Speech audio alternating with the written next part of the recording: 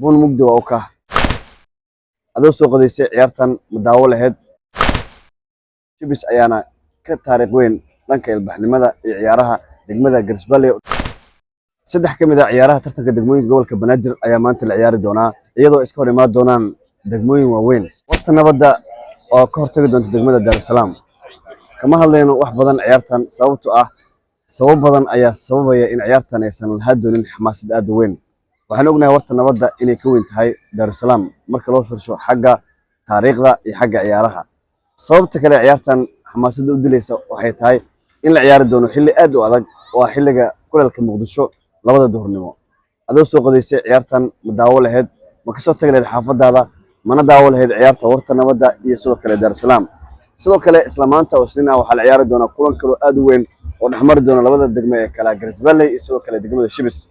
sida mid ah warta nabadda iyo sidoo kale degmada Dar es Salaam, Chibis iyo Garsballe waa laba degmo aad u kala weyn xagga taariikhda iyo xagga ciyaaraha. Chibis ayaana ka taariikh weyn dhanka ilbaxnimada iyo ciyaaraha degmada waan loo aqoonsaday degmo ahaan.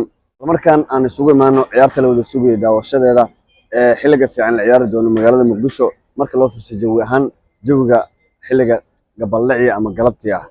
waxaana isku hor imaan doona labada degmo ee kala ah Karaan iyo sidoo kale degmada Hodan. shacab iyo ilbaxnimo ayaa iska hor imaan doona ma ay ku heeseen fanaaniin badan ka hor imaan doonta degmo ay ku nool yihiin shacab ka badan inta ay ku nool yihiin degmooyin kale ee gobolka Banaadir. Karbuun mugdi waa u kah waa halku dhiga degmada Karaan.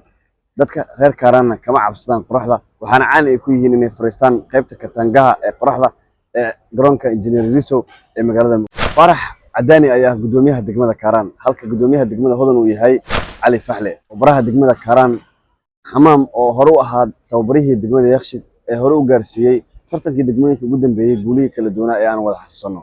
halka sidoo kale uu yahay tababaraha degmada Hodan Cabdifataax Maxamed oo ah tababaraha kooxda Batroolka ee ciyaarta horyaalka heerka labaad ee Soomaaliya. Hodan waa mid ka mid ah degmooyinka ugu ilbaxnimada badan gobolka Banaadir.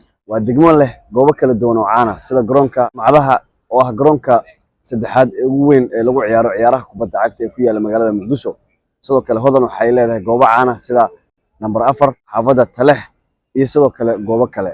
degmadan waxaa lagu xasuustaa inay degnaan jireen dadka sarsare ee caanka ah xilliga bariismaadka sida wasiirada, ganacsatada, fanaaniinta iyo sidoo kale wariyaasha. guryaha degmada Hodanna waxa ay caan ku yihiin inay yihiin guryo aad u baaxad weyn oo dhismo ahaan ka waaweyn guryaha kale ee ku yaala caasimadda Soomaaliya. dhinaca kalena degmada Karaan waa mid ka mid ah degmooyinka ugu waaweyn xagga taariikhda gobolka Banaadir.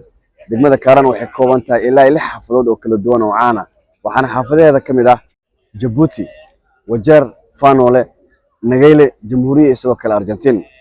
garoonka ugu weyn ee kubadda cagta ee ku yaala degmada Karaan waa garoonka Qoob Doore oo aan lahayn adeegyada casriga sida musqulo wanaagsan iyo sidoo kale goobaha fadhiga.